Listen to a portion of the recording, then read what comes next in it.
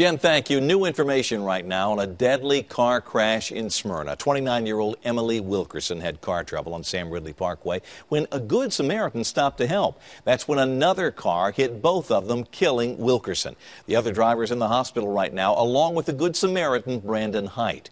Now, this deadly accident follows another deadly crash last month involving some Good Samaritans in Franklin. Well, we wondered if there is anything you can do to reduce the risk of being the next casualty if you do stop to help someone.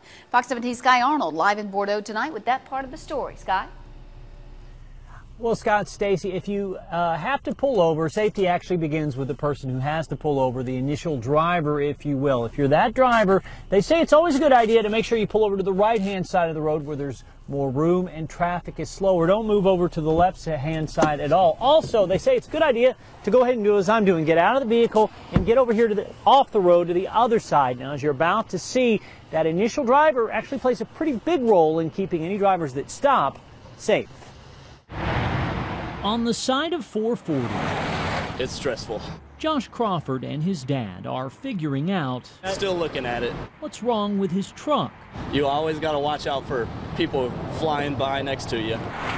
They've already had one close call today. And almost run me over. So we asked the man who supervises TDOT's fleet of help trucks to show us how to be a safe Good Samaritan. I'm going to approach this vehicle from the rear. Bo Boguski says if you want to help a stranded driver, you need to park at least 15 feet behind, so your vehicle is a shield to traffic, but not a projectile. Even a stationary vehicle can be pushed forward, okay, possibly coming into contact with the disabled vehicle, which could injure anyone that's working on it. Once parked, always approach from the right side.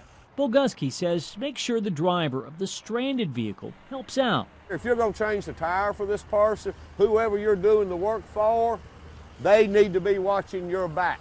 That goes double if the problem is a flat tire on the driver's side, where Boguski says you'll need to consider how much room you'll need to operate. He may have to, using the long lug, may expose himself to a traffic lane. No.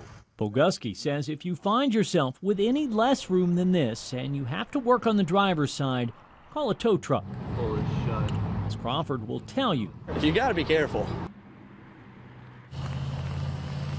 Now, something else to think about here. Boguski actually spent 3 decades working for Metro Police before transferring over to TDOT. He tells me he feels like he's actually seen more of these kinds of accidents in the last 18 months than he saw in his previous years on the job.